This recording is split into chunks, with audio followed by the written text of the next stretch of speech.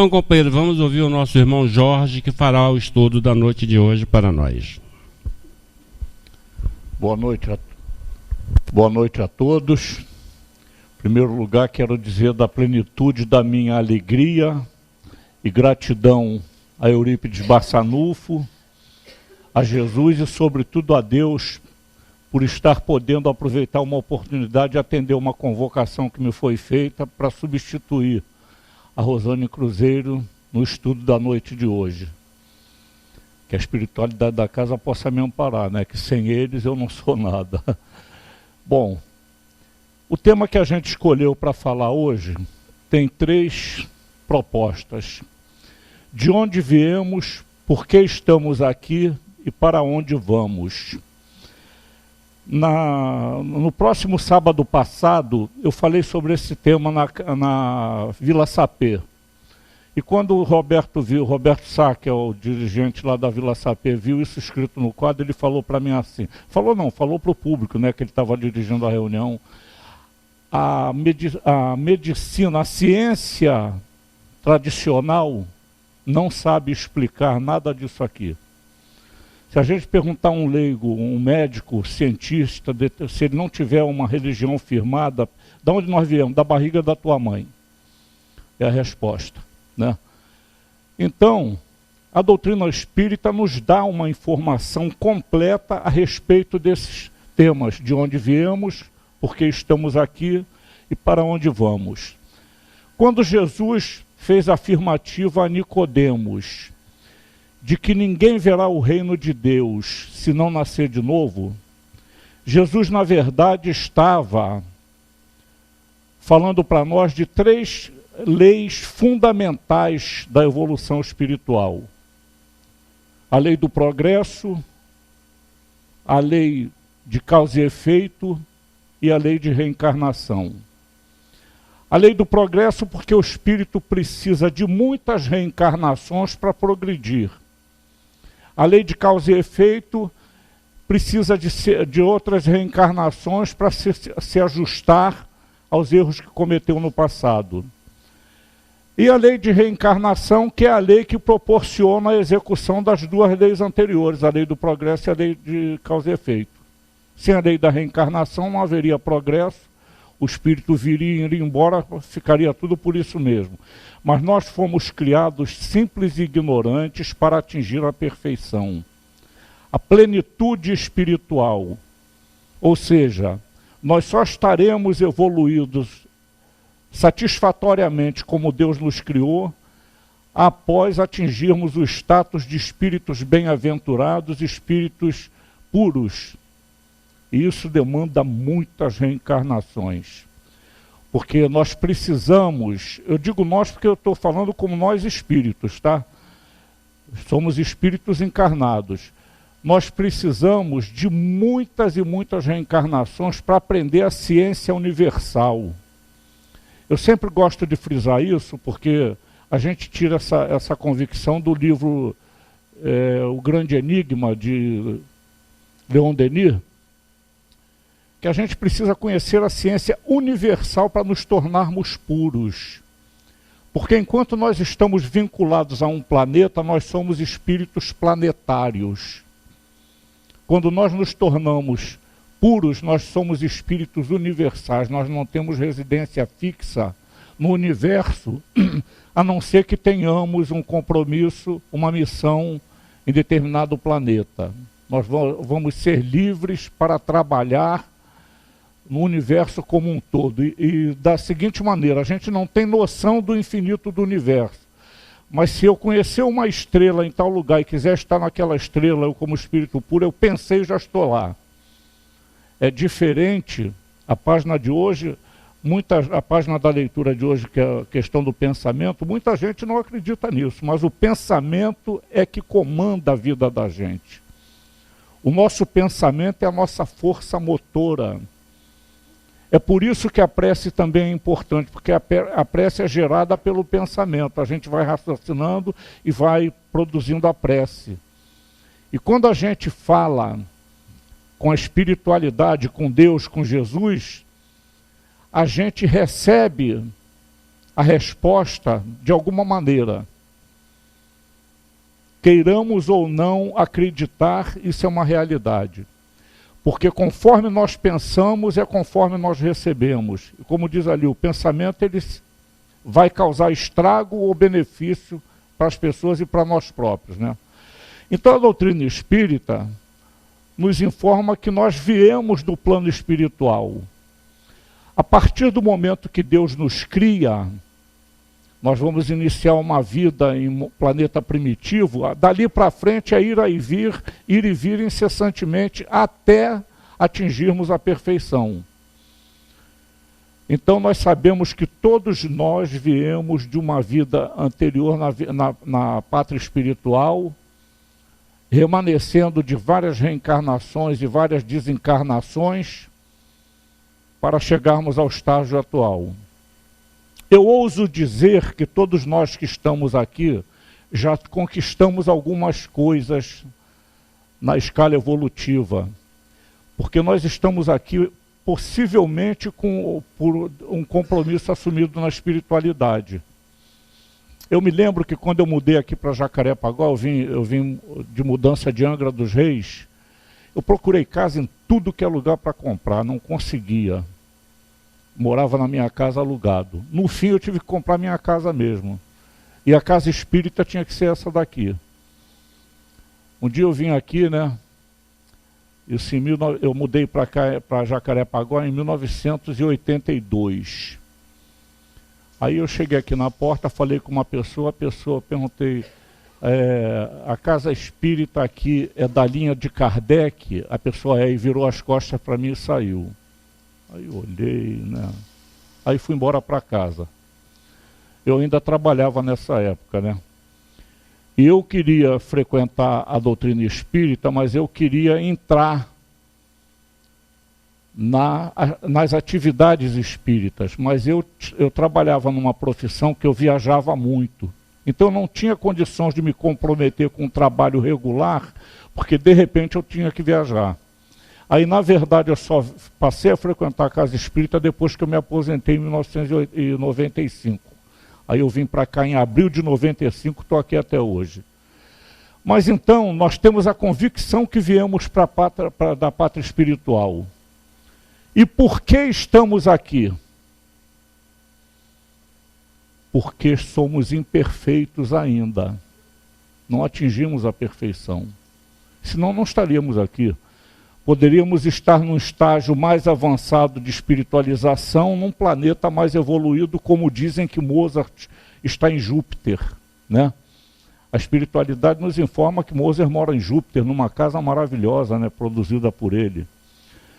Então, aqui na Terra, que ainda é um planeta de expiação e de provas, nós ainda vamos reencarnar muitas e muitas vezes, mesmo ela passando para a condição de planeta de regeneração, que já é um passo gigantesco na escala evolutiva. E para onde nós vamos quando sair daqui? Voltar para a pátria espiritual. Por isso que a doutrina espírita matou a morte. A morte não existe. Tem gente que diz que o que morre é o corpo físico. Nem o corpo físico morre, ele se transforma. Nada na natureza morre, tudo se transforma. Teve um sábio da antiguidade que afirmou isso, né? Na natureza nada se cria, nada se perde, nada se cria, tudo se transforma. E é assim.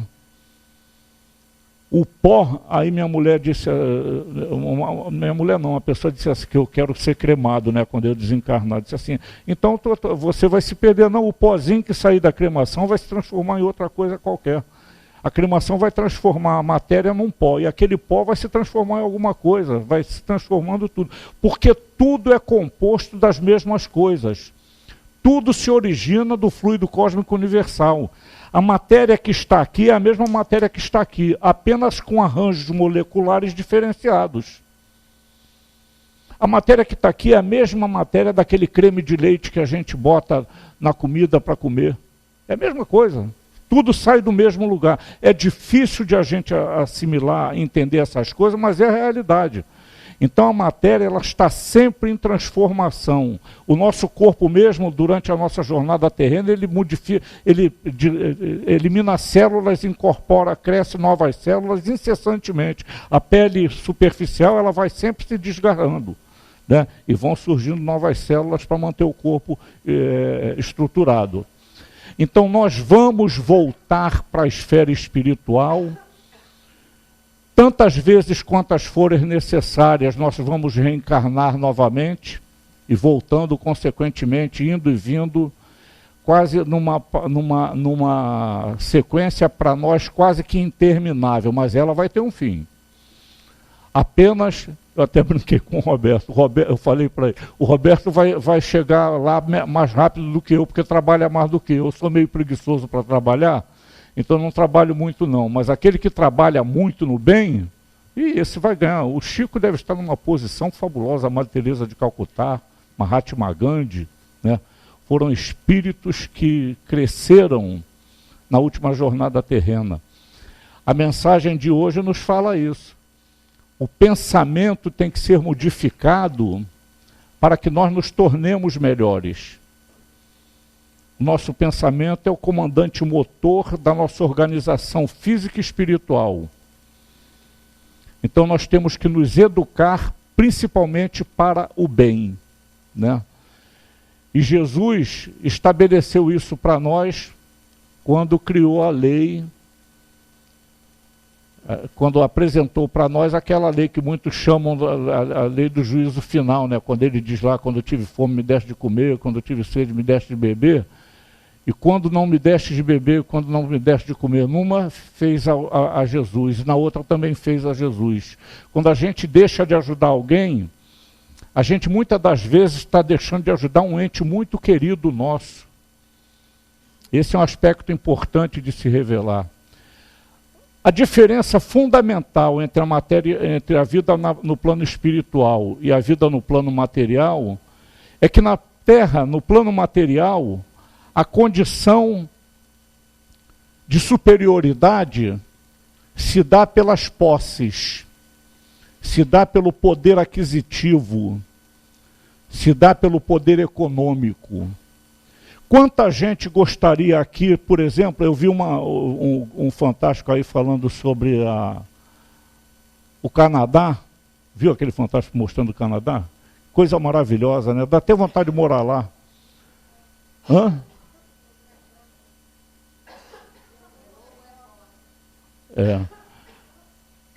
Mas aí, o seguinte, o poder econômico faz aqueles mais poderosos morar em Copacabana, Leblon, Ipanema.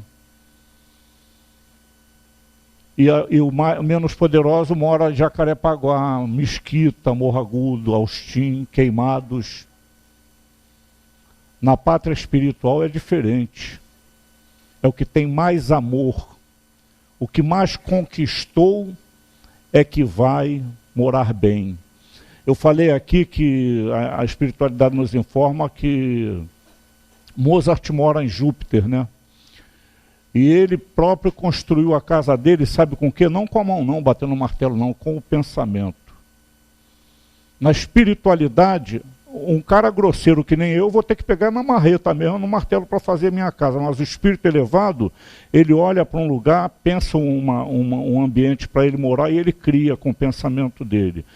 Isso daí, quem quiser estudar e ver essa verdade, leia o livro da Dona Ivone Pereira. Hein? Não. Tem um livro da Dona Ivone Pereira que ela conta isso, que ela fala sobre Chopin, sobre Beethoven, né? Devassando o Invisível. É um livro maravilhoso de se ler, para a gente ter noção como é que o espírito produz as próprias coisas na pátria espiritual. Agora, o que é preciso para atingir essa possibilidade? Trabalhar no bem. Amar o próximo como a si mesmo. Jesus estabeleceu o caminho para nós. Ele deu todas as diretrizes. A doutrina de Jesus é apenas para nos ensinar a nos tornarmos melhores a cada dia. Quem não acredita nessa possibilidade vai ficar naquela mesmice de reencarnar e desencarnar, sempre na mesma condição material e espiritual. E a coisa parece falaciosa, mas não é não, é verdade. Tem um livro chamado No Limiar do Etéreo, não é? No Limiar do Etéreo, um tal de Arthur J. Findlay. Esse cara, ele não era espírita. Ele, quando leu sobre a espiritualidade, ele resolveu fazer testes. E começou, através de um médium, a pedir a incorporação de espíritos para ele entrevistar. Ele entrevistou um espírito. A primeira pergunta que ele fez para o espírito foi assim: você já está programando sua reencarnação? Sabe qual foi a resposta do espírito dele? Ele falou: não sei disso não. Aí, você não sabe que passa um tempo aqui, outro tempo na Terra? Aí ele olhou para o Arthur Findlay e falou assim: é por isso que às vezes muitos amigos meus desaparecem. Quer dizer, ele concluiu que eles desapareciam porque tinham reencarnado. Então as condições na pátria espiritual são as mesmas que na pátria material, só que com a diferença de que lá o amor é que manda. O amor é que manda. Nós vamos viver experiências lá, aprender lá e aprender cá. Eu sempre gosto de me referir a André Luiz nessa questão de evolução espiritual, né? Porque o André Luiz, ele quando chegou na esfera espiritual, ele chegou com muitas dificuldades. Tanto é que a própria obra que ele escreveu, O Nosso Lar, ele relata que ficou 8 anos no umbral. Umbral não é para qualquer um não, é para quem está precisando aprender muito, quem está muito para trás ainda.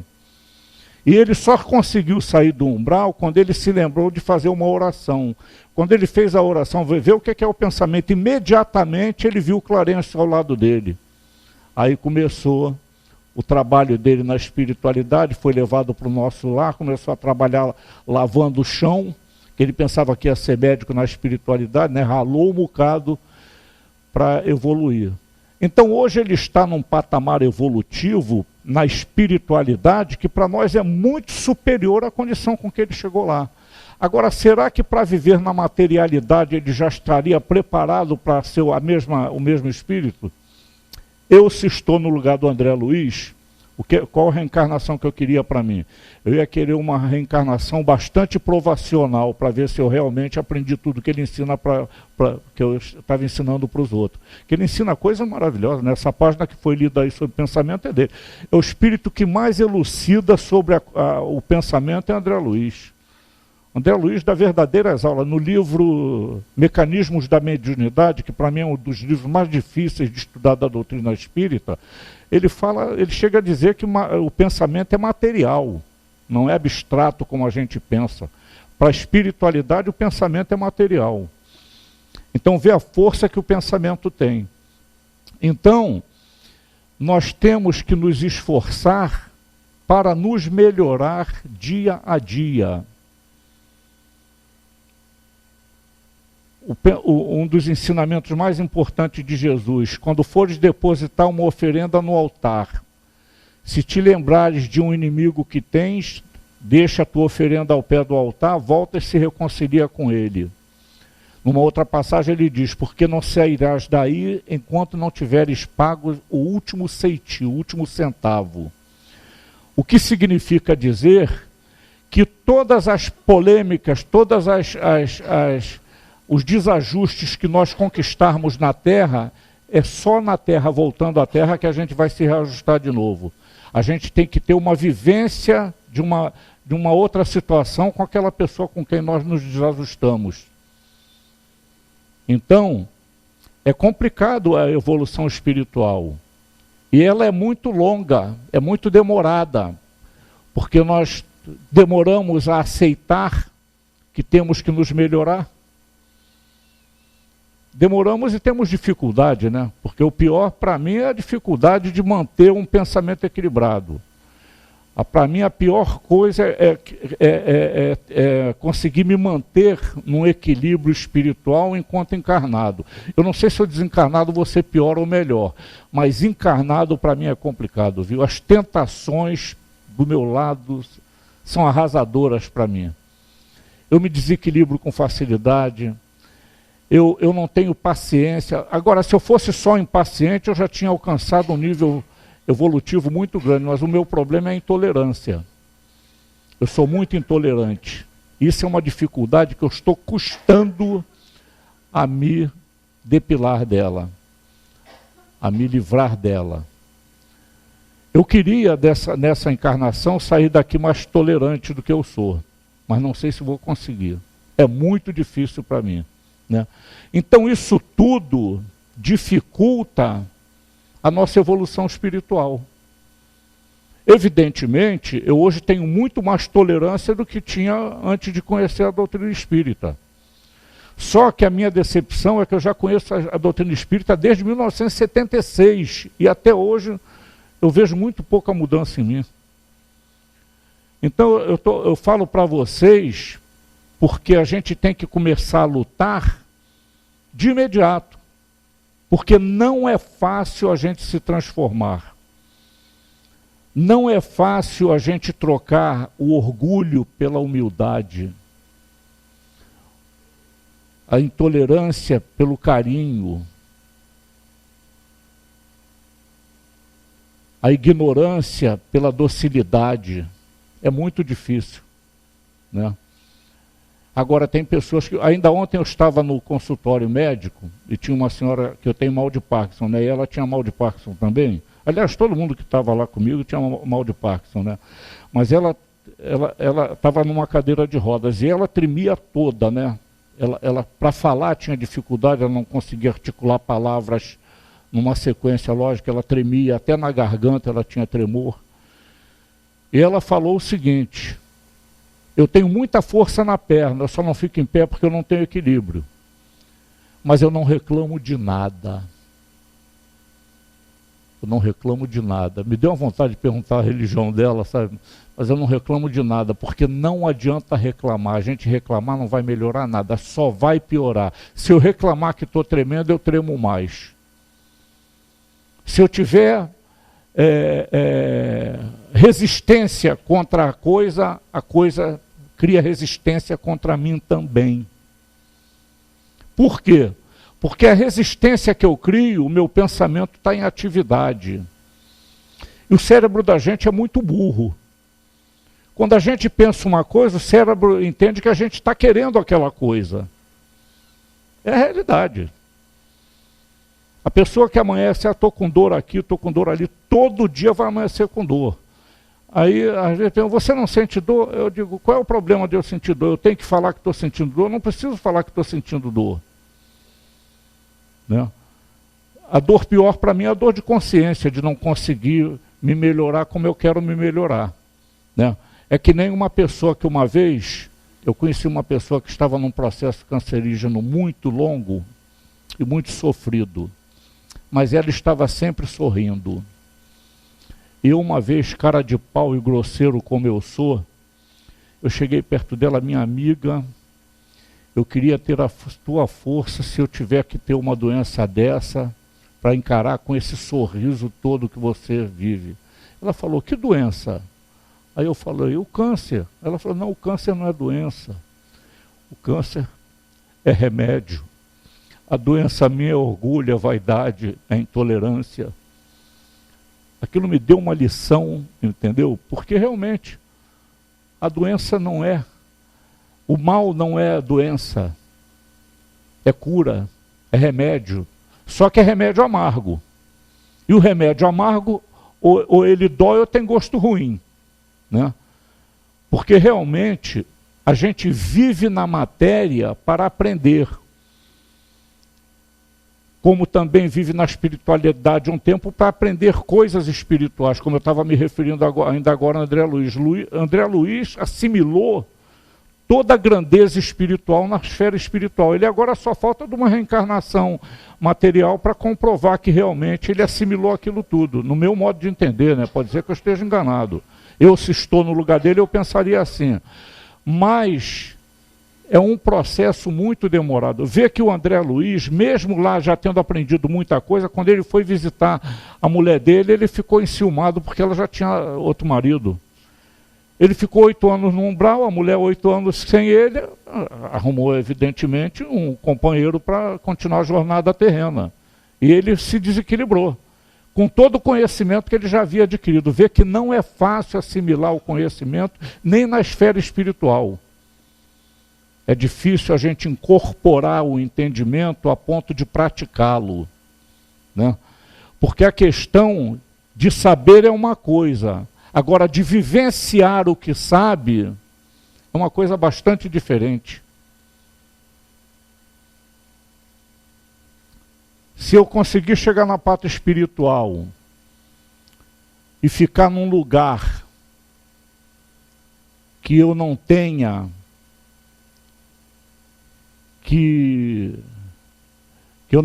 que me sentir muito atrasado, eu já vou ter um ganho fabuloso para mim. Porque, para mim, eu tenho muita dificuldade ainda para resgatar. A maioria de nós tem dificuldades que ainda não sabe de vidas pregressas. Eu digo isso sempre baseado no livro E a Vida Continua, né? A questão do Ernesto, né? O Ernesto, quando descobriu que estava morto realmente, que estava desencarnado, morto não desencarnado, ele tomou conhecimento da sua programação reencarnatória da última reencarnação e tomou conhecimento dos erros e acertos dele. Aí ele perguntou ao guia dele assim, e a reencarnação anterior, como é que foi? O guia falou para ele, você ainda não tem condições de tomar conhecimento dessa reencarnação anterior. O que significa isso? Significa que ele ainda ia ter uma outra reencarnação sem nenhuma ligação com aquela reencarnação anterior, que ele cometeu o problema, que ele teve problemas, né? É por isso que eu sempre digo que o meu guia espiritual fala muita coisa para mim. Ele fala. Eu tenho muita sintonia com o meu guia espiritual. Uma vez eu fui dar passe, eu sempre vou dar passe nas crianças da casa lá, né, um dia por semana. E uma vez eu cheguei lá, dei passe nas crianças, quando eu ia saindo, a moça que trabalhava lá na época falou, seu Jorge, o senhor não deu falta da fulaninha, não? Eu tinha dado falta, mas eu nunca perguntava, porque quando não estão lá é porque estão aqui na Dona Meca passando por alguma terapia, né? Aí eu falei para ela, não, eu pensei que ela estivesse na Dona Meca fazendo alguma terapia. Não, ela morreu. Aí eu falei assim, morreu graças a Deus. Quando eu falei graças a Deus, a menina tomou um susto. Aí eu falei, eu dou graças a Deus por ter libertado esse espírito daquela vida de dificuldade. É possível que ele já tenha, ela não devia ser espírita, né, mas eu dei a explicação espírita que eu tinha para dar. É possível que esse espírito já tenha cumprido a sua etapa que já lhe permitiu ser libertado. E isso é uma vitória para o espírito, né?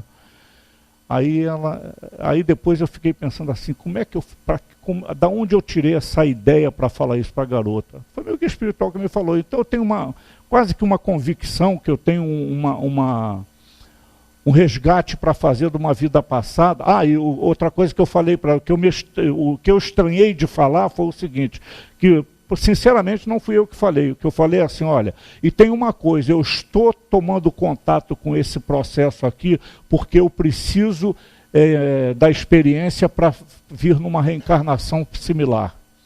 Aí depois eu fiquei pensando, de onde eu tirei isso? Foi meu guia espiritual que falou. E eu tenho plena convicção que eu tenho alguma coisa de muito errado, porque eu tenho muitas limitações intelectuais, motoras principalmente, eu não tenho uma coordenação motora que seja normal, né? Isso tudo a gente conta para a gente ver as observações que a gente pode fazer a nosso próprio respeito em função das ocorrências que nos assolam a existência. Nada que nos assola a existência é incompatível com o nosso modo de viver passado. A gente tem maneira de dizer assim, poxa, fulana morreu, era tão boazinha, ela era boazinha agora e antes. A gente não sabe do que a pessoa viveu antes, né? Uma criança, a criança não merece sofrer, criança não, mas e o espírito? A gente está vendo uma criança pequenininha, mas não sabe o tempo que aquele espírito tem de vida. O tempo que ele já foi criado por Deus. Então, é por isso que criança também passa por dificuldade, porque o que está em jogo é a vida espiritual, estejamos ou não na matéria. É por isso que é bom a gente raciocinar sempre em termos espirituais. Quando tivermos para fazer alguma coisa, a gente raciocina assim, se eu fizer isso, para mim, como espírito, é bom ou é ruim? Se for ruim, é melhor não fazer. Nós somos espíritos encarnados, mas temos que viver como espírito na sua totalidade. Sempre refletir a nossa condição de filhos de Deus criados para a imortalidade. Né? Nós somos imortais. Agora, eu gosto de refletir o seguinte, nós ainda não somos imortais. Para mim, a reencarnação é uma morte. A reencarnação é o pior processo pelo qual o espírito pode passar. Desencarnar é mole, a gente chega ali, tomba e caiu. Um dia desse estava passando na televisão, os caras que morreram em assalto, viu aquilo? O cara ia assaltar, tinha um ataque do coração, caía morto. Mostraram os 3 casos desses. Então morrer é a coisa mais mole que tem e não dói. Agora, a programação reencarnatória, a angústia que o espírito fica antes de reencarnar para passar por determinada dificuldade é terrível. Essa é uma experiência que a gente vê também com Camilo Castelo Branco no livro Memórias de um Suicida. Ele narrando o Segismundo, né? Naquele livro do André Luiz, também as angústias dele para reencarnar na família que ele tinha que reencarnar, as incertezas que ele tinha do sucesso que poderia obter ou não. Então o processo de preparação reencarnatória é muito doloroso. A desencarnação em geral não é. Em geral é tranquilo, o espírito desencarna. A maioria dos espíritos que surgem na mesa mediúnica nunca relata sofrimento na hora da desencarnação. Muitos deles até nem sabem que desencarnaram. É muito comum, né, Wanda, o espírito chegar na mesa mediúnica e a gente identificar que ele não sabe que desencarnou. Tanto que é recomendado que a gente tem que ter muito tato para lidar com esses espíritos, para não dar um choque nele, para não desequilibrá-lo, informando da desencarnação dele, né? Mas isso é comum. O que significa isso? Que a morte não doeu nada. Eu uma vez estava num ônibus e deram um tiro. Deram um tiro de fora. A gente se escutou um barulho. Aí tinha um cara do meu lado. Aí ele, poxa, o tiro pegou aqui no ônibus. Ele falou para mim, ele estava na janela, né? No último banco do ônibus, não tem nem janela atrás da porta de saída ou entrada na época. Quando ele foi levantar, ele não conseguia levantar. Ele tinha levado o tiro, a bala entrou na perna dele, não sentiu absolutamente nada. Ele só foi sentir quando tentou se levantar. Então isso é uma prova que a morte não dói, né? Se não doeu na perna, não dói em outra parte do corpo, porque o impacto do projetil é tão forte que como que adormece o local, né? Então, nós não podemos ter medo da morte, nós podemos ter medo da condição em que vamos chegar na esfera espiritual. Qual é a condição que nós vamos chegar lá? Nós vamos morar na Copacabana espiritual ou vamos morar na mesquita espiritual? Se nós tivermos elevação espiritual, nós vamos morar bem, porque nós vamos chegar lá e vamos projetar nossa própria casa de acordo com a nossa possibilidade, com o mesmo conforto possivelmente que tivemos aqui na Terra, né? Eu, se tiver uma casinha igual a minha aqui, eu vou ficar feliz da vida. Se eu puder ter... Hoje eu olho para aquela casa, até hoje eu fico raciocinando, como é que eu consegui comprar essa casa? Eu até hoje não sei explicar. As coisas foram acontecendo, e hoje estou com a casa lá, toda quitada, legalizada. Mas hoje eu não conseguiria comprar uma casa onde eu moro hoje. Hoje eu não conseguiria, porque a gente quando aposenta, a gente passa, no meu caso principalmente, porque eu viajava muito, a gente ganhava muita diária de viagem, né? Porque eu era auditor e a companhia é grande, tem sessões em todo o Brasil, e cada viagem que a gente fazia ficava um mês, 2, ganhava praticamente 2 ou 3 salários por mês. Agora, quando eu me aposentei, meu negócio complicou. Foi reduzindo, cada vez está reduzindo mais, né? Que eles dão 8% do salário mínimo e 25% para os parlamentares. É sempre assim, 8% do salário mínimo e 25% para os parlamentares. Eles dizem que o salário mínimo do Brasil foi muito valorizado, né? Então, tudo é dificuldade proporcional ao que nós criamos na nossa anterioridade de vida. Ninguém recebe o que não for adequado para ele. Deus só nos dá o do que necessitamos. A gente vê na Olimpíada, essa Paraolimpíada, né? Quantos espíritos vencedores, gente. São verdadeiros vencedores da dificuldade. Teve um que quase me fez chorar, aquele que era corredor de Fórmula Indy. O cara perdeu as 2 pernas e não se abalou. Isso é uma grandeza espiritual impressionante. Eu acho. Eu posso estar equivocado, mas eu acho que é uma grandeza espiritual. O cara não maldisse a desgraça dele em nenhum momento. Ele procurou uma atividade que ele pudesse. Ele corre naquela cadeira de roda com a mão, né? Mas a alegria dele, ele falando com uma alegria, é um espírito vencedor. Ele veio para resgatar alguma coisa, resgatou e está vencendo o resgate. Porque aquele que se lamenta, que só vive chorando, esse está escorregando na casca de banana. Ele não entendeu o recado, né? Então nós devemos agradecer a Deus até pelas nossas dores. Isso faz parte do crescimento espiritual, que nos conduzirá a um lugar melhor. Nós temos que voltar para a pátria espiritual em muito melhores condições do que quando de lá saímos. Para quando reencarnar na Terra novamente, voltarmos também em condições melhores, de acordo com as nossas necessidades espirituais, mais fortalecidos para o enfrentamento de dificuldades.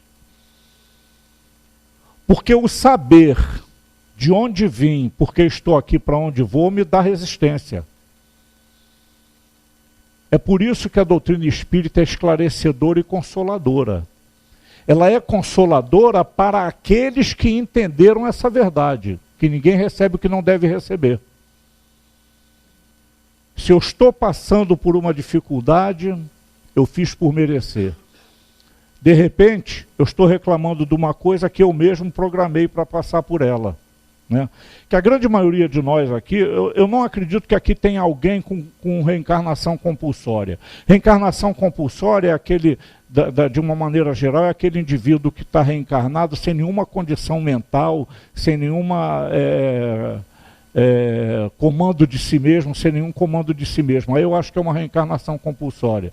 Por exemplo, lá em Terra do Chico, como é que é? Uberaba, tem o Hospital do Pênfigo da Dona Aparecida. Tinha um negro lá, desse tamanho assim, troncudo. Ele dava 2 passos para frente, um passo para trás, um passo para o lado. Aí a Dona Aparecida dizia que ele não chorava, não ria, não pedia nada, não falava, não ouvia.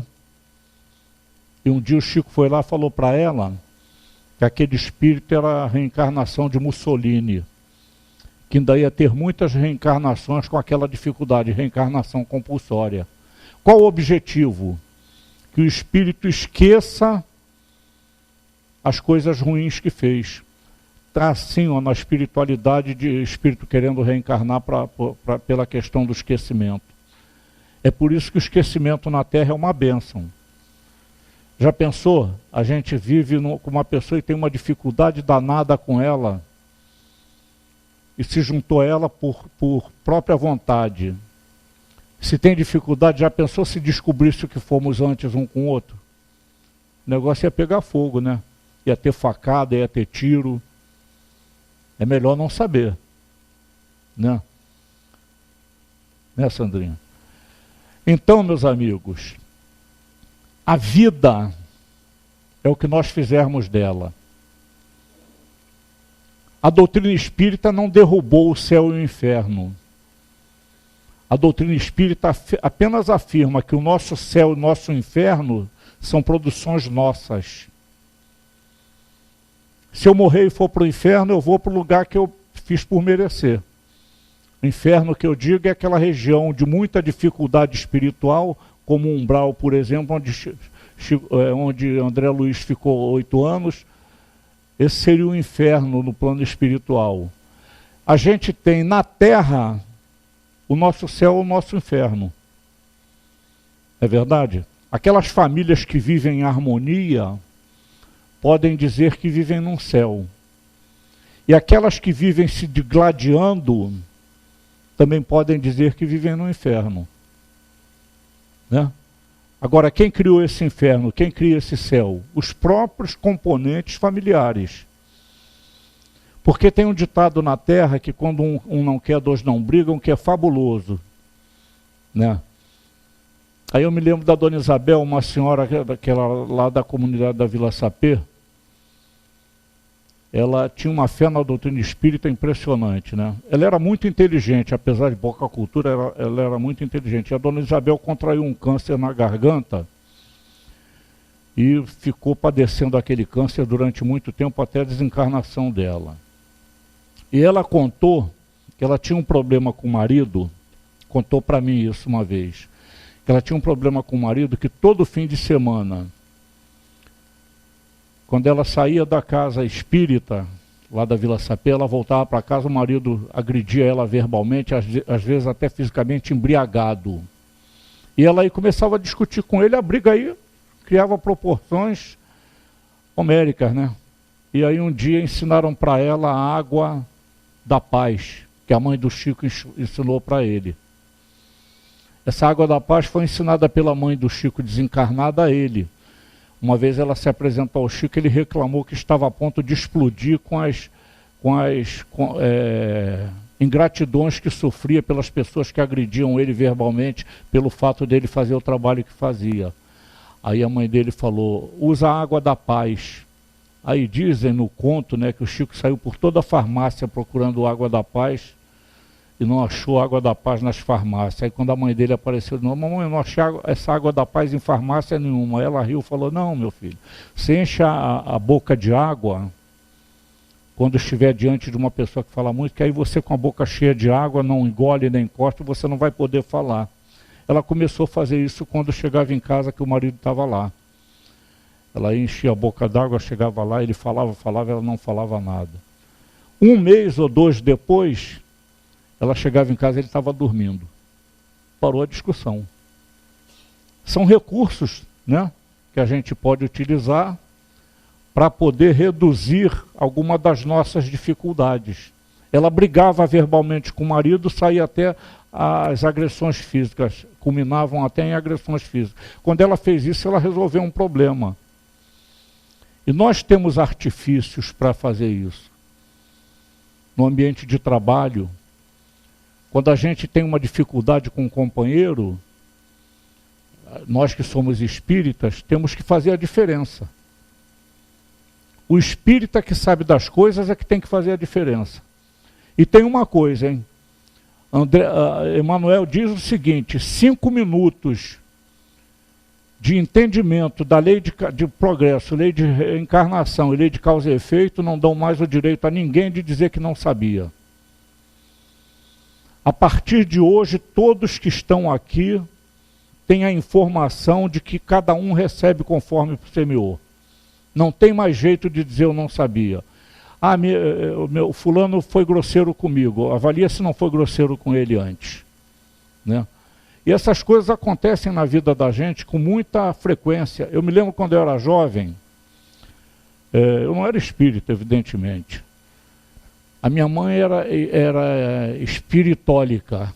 Ela pensava que era espírita, né? Ela vivia em um centro de umbanda, catolicismo, uma confusão danada. E eu tinha pavor de ir na igreja, né? Eu tenho 2 protuberâncias nos 2 joelhos, tem um osso, e tinha que joelhar na igreja. Aquilo para mim era uma tortura, né? Eu não gostava de ir na igreja. E fui morar perto da minha casa, eu tinha meus 14 anos, esse rapaz tinha uns 20, eu não gostava dele. E notava que ele não gostava de mim também. Ou melhor, ele fazia brincadeiras de mau gosto comigo, verbalmente, né? E aquilo me irritava. E eu não gostava dele consequentemente. Só que uma vez, pelo grupo que a gente passou a frequentar junto, tinha um rapaz que era paraplégico, eu andava com ele de bicicleta para todo lado, né, para ele se divertir. Então ele congregava muita gente ao redor dele, porque ele era extremamente simpático, inteligente, né? O Edgar já está até desencarnado.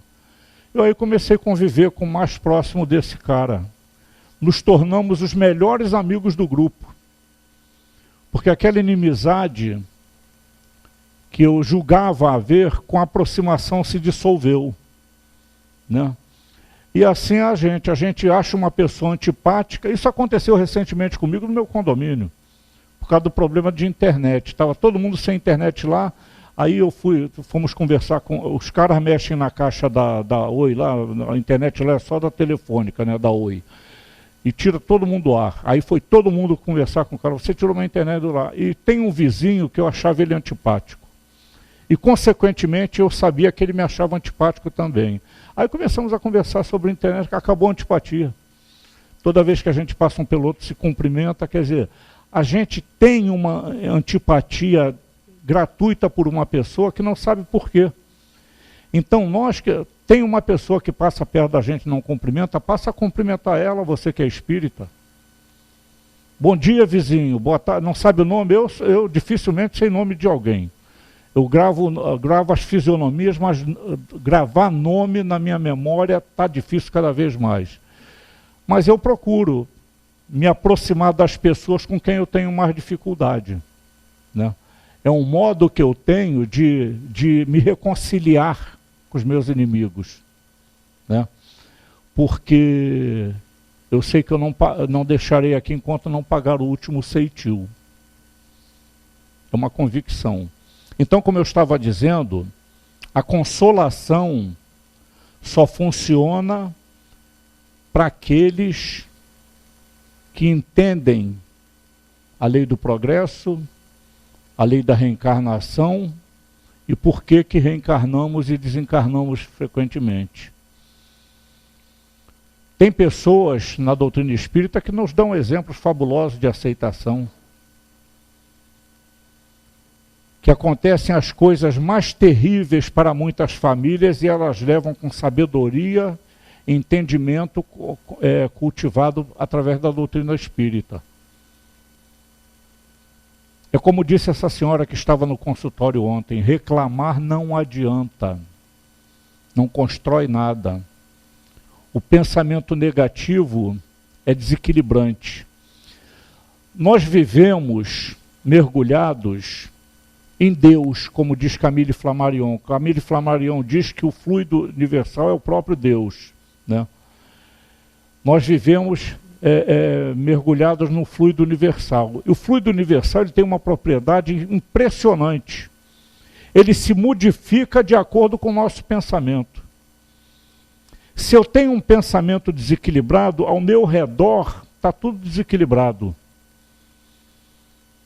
Se eu tenho um pensamento evoluído, ao meu lugar está tudo harmonizado. É por isso que às vezes a gente entra em certos ambientes e se sente... Por que a gente se sente bem em todo que é templo religioso? Porque os pensamentos nesses locais, qualquer que seja o segmento religioso, é sempre voltado para o bem. Congregação de mesmo pensamento num objetivo só harmoniza o ambiente. Agora, se a gente entra num ambiente onde está havendo discussão, a gente sente aquele impacto negativo da própria ambiência. Então, se nós queremos viver em harmonia, a Viviane falou, o nosso dia começa com o que a gente escolhe para ele. Se eu fizer uma oração, pedir a Deus que me dê resistência, me dê a capacidade de ver as belezas da natureza, me empolgar com a criação, me harmonizar com o meu ambiente, eu vou ter uma vida tranquila. Agora, se eu acordo de manhã, e hoje vai fazer um calor, danou-se a minha vida. Eu já vou sentir calor a partir dali. Se está chovendo, que chuva chata, eu vou enfrentar temporal o dia todo. A natureza não funciona conforme a nossa vontade. Apenas o nosso ambiente próximo a nós é que está na vibração que nós dermos a ele. Então é por isso que é importante o casal, por exemplo, que se vive muita desarmonia. Vamos fazer uma reflexão. Por que que isso está acontecendo? Se nós nos amamos a ponto de nos casar, por que que o negócio está ruim agora? Quem é que está equivocado? Agora, a gente tem que fazer a meia-culpa, né? Tem que avaliar se nós não somos responsáveis pela coisa que estamos atribuindo ao outro. Porque numa briga, os dois acham que tem razão. Mas se a gente parar para refletir em cima daquele ensinamento de Jesus, não fazer ao próximo aquilo que não gostarias que o próximo vos fizesse, a gente vai identificar quando o erro é nosso. Isso é infalível, gente. É infalível. A minha mulher me responde grosseiramente. Por que que ela te responde grosseiramente? Porque você só fala com ela grosseiramente. É dando que se recebe. A oração de São Francisco é clara nesse aspecto. Eu não posso receber amor quando eu transmito inimizade. Eu não posso ser respeitado se eu não me dou o respeito e se eu não respeito o meu semelhante. Nós temos que respeitar cada um de acordo com a condição dela. O espírita tem a obrigação de saber que nenhum espírito é igual ao outro, pode ter semelhanças. Mas nós estamos em patamares evolutivos completamente distintos um do outro. Cada um tem a sua individualidade que deve ser respeitada e ajudada na medida do possível por aquele que sabe mais, que cultivou mais o entendimento. Agora, a gente tem que ter a humildade de reconhecer que errou. Pedir perdão é difícil? É difícil. Se não tiver condição de pedir perdão, pelo menos tenta modificar o comportamento dali para frente. É como se pedisse perdão, é verdade? Então, a vida em comum, dizem que a família é o cadinho de depuração pior que tem na Terra, né? Porque a vida em comum é difícil. Por que que a vida de solteiro não tem dificuldade? Porque não divide problemas. Quando a gente se une para uma vida em comum, os problemas passam a ser divididos. Um vê coisas do outro que não via antes da união definitiva. E aí começam a surgir desavenças. E se o casamento se deu por atração física, aí fica complicado. Mas se teve uma réstia de amor, basta cultivar o respeito um pelo outro que esse amor permanece. Porque por mais difícil que seja a convivência com semelhante, se a gente reconhecer as qualidades que essa pessoa tem, já é um ganho terrível para você e para a pessoa que convive com você. Vamos reconhecer as qualidades do companheiro que vive conosco, da companheira que vive conosco. Nós temos um filho problema, vamos entender por que temos esse filho problema. Vamos fazer uma reflexão mental com os ensinamentos que essa doutrina fabulosa nos dá. O que eu posso ter feito para estar ocorrendo essa coisa comigo? Mesmo que eu não descubra, eu posso ter convicção que alguma coisa eu fiz para aquilo estar ocorrendo comigo. Esses são entendimentos que nos vão fazer gradativamente a ascensão a plano de espiritualização superior. Agora, é preciso se mobilizar mentalmente para isso. É preciso que nós nos disponhamos a nos modificar. Porque sem esse processo de esforço próprio, reconhece-se o verdadeiro espírita pela sua transformação moral. A transformação moral todos nós já tivemos. Quando nós frequentamos um ambiente desse, nós estamos propensos a agir mais pelo lado do bem. E os esforços que empreendem para domar suas más inclinações. Esses esforços têm que ser constantes. A gente tem que usar permanentemente o ensinamento de Jesus, vigiai e orai. é vigiar e orar a nós mesmos, as nossas mazelas, identificar em nós aquilo que ainda é pernicioso. Vamos identificar a trave no nosso olho ao invés de identificar o argueiro no olho do vizinho. A gente é muito prático em identificar falhas no semelhante. Mas uma verdade é que quando a gente identifica uma falha em alguém é porque nós ainda temos aquela falha. Uma vez chegaram para o Mahatma Gandhi e perguntaram para ele assim: Mahatma, você tem muita dificuldade para perdoar as pessoas? Aí ele pensou e falou assim: olha, eu não sei porque eu nunca tive necessidade de perdoar ninguém, porque ninguém nunca me ofendeu. Vê que grandiosidade espiritual, né? Ele levou burdoada à vontade da polícia inglesa quando ele esteve na África. Vocês viram o filme Gandhi? Mostra muito bem isso. Ele chegou na África, né? Que ele era advogado, né? E foi numa época trabalhar na África. Ele chegou lá, viu todo africano com uma identificação. Isso está nesse filme Gandhi. Aí ele achou um absurdo aquilo, né? Os ingleses lá, tudo folgazão, e os africanos, dono da terra, com a identificação. Ele, por que isso? Ah, porque eles existem. Não, quem tem que usar a identificação é eles. Vocês não vão mais usar essa identificação. Isso que a gente chama de churrasqueira aqui, um barril assim com fogo, tirava aquilo e tocava. Os soldados vinham, davam burdoada dele, nem a parar ele aparava. Ele deixava dar burdoada, caía, levava a burdoada no pescoço. Não reagia nunca. E disse que não tinha necessidade de perdoar porque nunca foi ofendido. Então veja a que ponto se pode chegar quando a gente procura a reforma íntima. A reforma íntima é demorada, mas ela é necessária e não é impossível. E um dia nós teremos que alcançá-la. Se já dispomos de conhecimento sobre essa realidade, por que não nos esforçarmos para alcançá-la o mais rapidamente possível? Encurtando a necessidade de tantas reencarnações e tantas desencarnações, né? Porque se a gente ficar na mesmice de ir e voltar, a quantidade de reencarnações e desencarnações vão ser como que quase infinitas. Mas como todos nós fomos criados para atingir a perfeição, se não aprendermos pelo bem, vamos aprender pelo mal.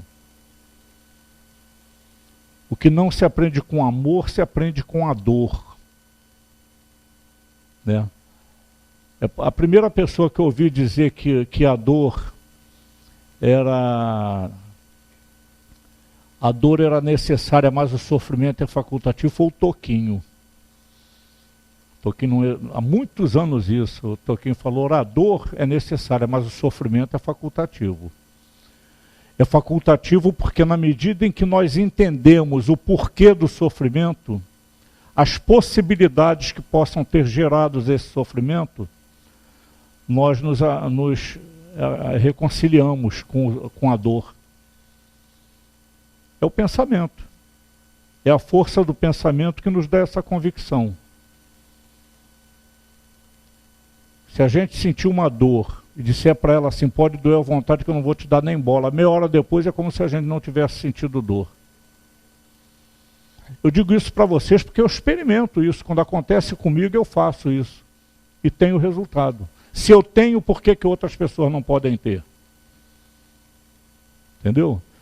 É a questão que uma vez a Luzia Matias falou aqui. A gente só conhece o efeito verdadeiro da oração se testar. Quando está com uma dificuldade, faz uma prece e observa o que vai acontecer depois. Que invariavelmente a gente vai ver que teve resultado a nossa prece.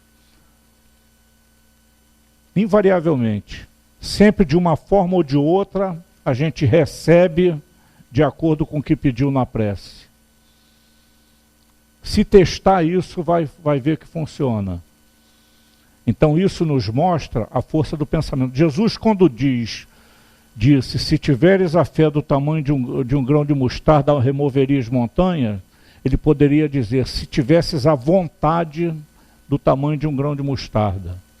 Um dia desse vi uma pessoa dizer aqui na casa que não conseguia parar de fumar. Mas não consegue. Se a vontade de fumar for maior do que a vontade de parar de fumar, não consegue parar de fumar. Eu tenho que transformar minha vontade de vencer uma coisa, aumentando essa vontade em relação ao que essa coisa me proporciona. Se o vício me dá muita vontade de fumar, eu tenho que fortalecer minha vontade de não fumar para não fumar. Enquanto eu não fizer isso, eu não vou conseguir deixar de fumar. Essa foi outra experiência pessoal minha.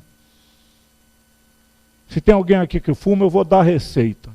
Eu um dia botei na minha cabeça o seguinte: por que a mídia consegue eu fazer eu comprar, que eu já era gastador naquele tempo, né? Uma coisa que muitas vezes eu não estava nem pensando em comprar. O meu primeiro emprego, eu queria comprar um relógio, acabei comprando uma bicicleta, por causa da propaganda. Aí meu pai até brincou, quando você quiser ver a hora, olha na bicicleta. Que ele sabia que eu queria comprar um relógio, né? Mas eu comprei uma bicicleta. Aí eu pensei, poxa, foi propaganda que me fez comprar a bicicleta. Aí eu disse, se a mídia pode me convencer de uma coisa, por que eu mesmo não posso me convencer? Aí eu estabeleci o seguinte, corri o ano de 1985. Eu estabeleci que ia parar de fumar dia 31 de dezembro de 1985, nós estávamos mais ou menos em julho. E eu pensei o seguinte, eu só vou parar de fumar, não vou parar de beber cafezinho, não vou parar de fazer mais nada, só vou parar de fumar. Mas eu preciso me lembrar disso todo dia, para sedimentar no meu subconsciente que eu quero parar de fumar. Aí arrumei uma laminazinha de alumínio e botei lá 31 de 12 de 85. Toda vez que eu ia pegar um cigarro 31 de 12 de 85 eu vou parar de fumar. Peguei um seixo, sabe o que é seixo, né? Essas pedras que o rio vai boleando, elas ficam lisinhas. Botei na minha mesinha de cabeceira. Quando eu acordar de manhã, eu vou parar de fumar dia 31 de dezembro, porque aquela pedrinha tinha essa finalidade. E não vou deixar de tomar cafezinho, porque dizia que quem toma cafezinho não consegue parar de fumar. Aí chegou o dia 31 de dezembro. Joguei o cigarro fora até hoje. Agora não boto cigarro na minha boca nem apagado. Por que eu consegui, com relativa... Eu já tinha feito tentativas antes, que fiquei tempo sem fumar, mas voltava. Porque a vontade costumava me dominar de novo. Quando eu fiz isso, nunca mais eu tive vontade, mas tive a força para superar a vontade. Ao invés de botar o cigarro na boca, eu não botava. Não, eu falei que ia parar dia 31. E até hoje. Quantos anos tem? 85, 31 anos. 31 anos vai fazer dia 31 de dezembro. Então, se a gente fortalecer a nossa convicção na direção de alguma coisa, é vitória certa. E eu tenho a prova disso, para encerrar, na minha família. Eu tenho um filho que ele saía para a escola de bicicleta, voltava a pé. Levava o guarda-chuva para a escola, voltava pegando chuva sem o guarda-chuva, esquecia tudo. E um dia ele falou para mim assim, papai, vou fazer prova para o colégio naval. Aí eu pensei com meus botões, meu Deus do céu, um cara que esquece tudo, como é que ele vai conseguir passar numa prova para o colégio naval? Aí eu não podia dizer que não, né? Que eu falei para meus filhos, eu jamais vou dizer para vocês o que vocês têm que ser na vida, vocês é que têm que descobrir o que querem. Nunca falei para meus filhos, vocês têm que ser isso. Porque eu fiz o que meu pai quis e para mim não foi satisfatório, eu queria fazer outra coisa. Aí ele começou a estudar. Fez a prova, no meio de 280 alunos, vagas, ele passou em 35º lugar. Eu fiquei espantado, né? Como é que esse cara conseguiu, tão esquecido que ele é, estabelecer um objetivo e procurou, alcançou, né? E tem uma coisa, hein? Ele fez escola naval sem me cobrar um livro sequer. Sabe como é que ele estudava? Escola não, colégio naval. E nem na escola naval ele me pediu para comprar livro para ele, porque eu já tinha me aposentado, ele achava que eu tinha ficado mais pobre do que já era e não queria fazer eu gastar dinheiro com livro, né? Ele esperava os colegas dele estudar, estudava no livro dos colegas e se formou no colégio naval dentro do prazo, aí veio para o Rio para a escola naval. Porque ele estabeleceu o objetivo e alcançou. Assim é a pessoa que vou passar no vestibular. Se botar na cabeça que vai passar no vestibular e estudar para passar, passa. Agora não adianta rezar e não estudar. Que não tem reza que faça milagre se o cara não estudar, não se esforçar, não desprender do esforço próprio para a coisa. Então, meus amigos, a mensagem é a seguinte: vamos nos esforçar para nos tornarmos cada vez melhores, principalmente com os nossos familiares, que é onde é mais difícil. A gente trata muito bem as visitas, cheia de gentilezas, mas aqueles que estão do nosso lado da nossa casa, em geral, é só patadas, né? Então vamos tentar nos modificar para nos tornarmos verdadeiros espíritas, aqueles que sabem das consequências inevitáveis dos atos que cometemos. Muito boa noite a todos e obrigado.